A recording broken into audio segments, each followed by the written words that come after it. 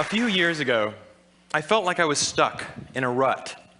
So I decided to follow in the footsteps of the great American philosopher, Morgan Spurlock, and try something new for 30 days. The idea is actually pretty simple. Think about something you've always wanted to add to your life and try it for the next 30 days. It turns out 30 days is just about the right amount of time to add a new habit or subtract a habit, like watching the news, from your life. There's a few things that I learned while doing these 30-day challenges. The first was, instead of the months flying by forgotten, the time was much more memorable. This was part of a challenge I did to take a picture every day for a month. And I remember exactly where I was and what I was doing that day. I also noticed that as I started to do more and harder 30-day challenges, my self-confidence grew. I went from desk-dwelling computer nerd to the kind of guy who bikes to work for fun. Even last year, I ended up hiking up Mount Kilimanjaro, the highest mountain in Africa. I would never have been that adventurous before I started my 30-day challenges.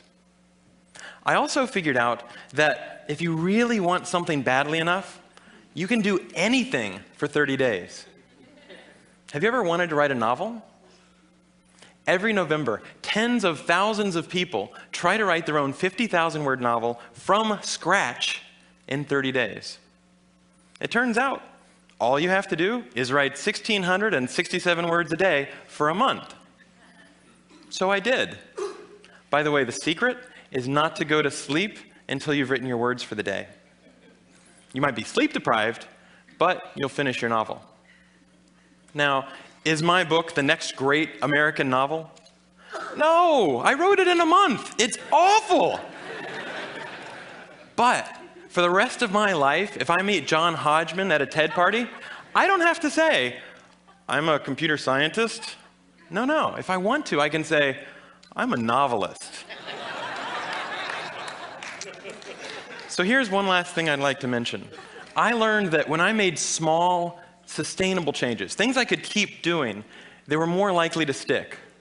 There's nothing wrong with big, crazy challenges. In fact, they're a ton of fun, but they're less likely to stick. When I gave up sugar for 30 days, day 31 looked like this. So here's my question to you. What are you waiting for? I guarantee you the next 30 days are going to pass whether you like it or not. So why not think about something you have always wanted to try and give it a shot for the next 30 days? Thanks.